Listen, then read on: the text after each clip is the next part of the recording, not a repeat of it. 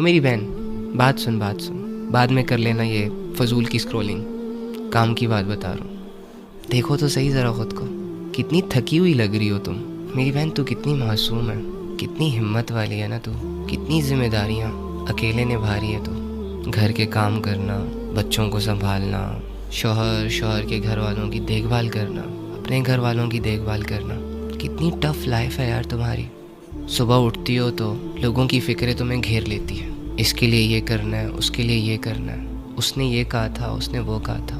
بہت ساری بہنیں جابس بھی کرتی ہیں، اپنے سٹاف کی، اپنے باس کی بہت ساری باتیں بھی سن لیتی ہیں۔ بہت ساری بہنیں بے گناہ ہوتی ہیں لیکن پھر بھی ان پر الزام لگتے چلے جاتے ہیں، اور وہ کمزور ہونے کی وجہ سے، اکیلے ہونے کی وجہ سے اپنے آپ کو ڈیفینڈ بھی نہیں کر پاتی، وہ ظلم سہتی جاتی ہیں، برداشت کرتی جاتی ہیں۔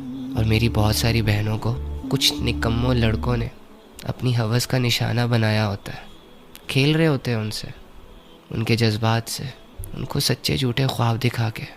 اور میری بہت ساری بہنیں ماں باپ کے تانے، ماں باپ کے غصے، بھائیوں کی بدمعاشیاں، رشتہ داروں کی باتیں سن رہی ہوتی ہیں، سہ رہی ہوتی ہیں، برداشت کر رہی ہوتی ہیں چپ چاپ۔ ان ساری چیزوں کو دیکھنے کے بعد لگتا تو یہی ہے کہ عورت کمزور ہوتی ہے، بول نہیں پاتی، سٹینڈ نہیں لے پاتی، کچھ کر نہیں پاتی۔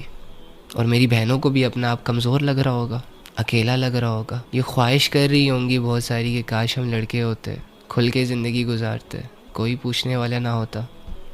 نہ میری بہن، تیری ہمت کے آگے، تیرے صبر اور تیرے حوصلے کے آگے، تیری اعلیٰ ظرفی پہ ہزار ایسے مرد قربان جو اتنے کم ظرف ہوتے ہیں کہ دو باتوں کے بعد آگ بگولا ہو جاتے ہیں۔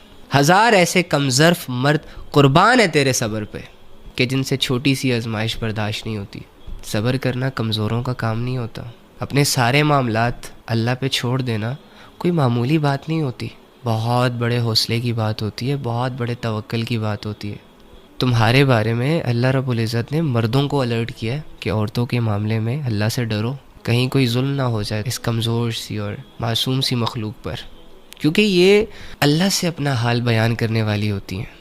میری بہن تو دل چھوٹا نہ کر، تیرا یہ صبر تجھے بہت آگے لے کے جائے گا، اس دنیا میں نہ صحیح تو آنے والی دنیا میں صحیح۔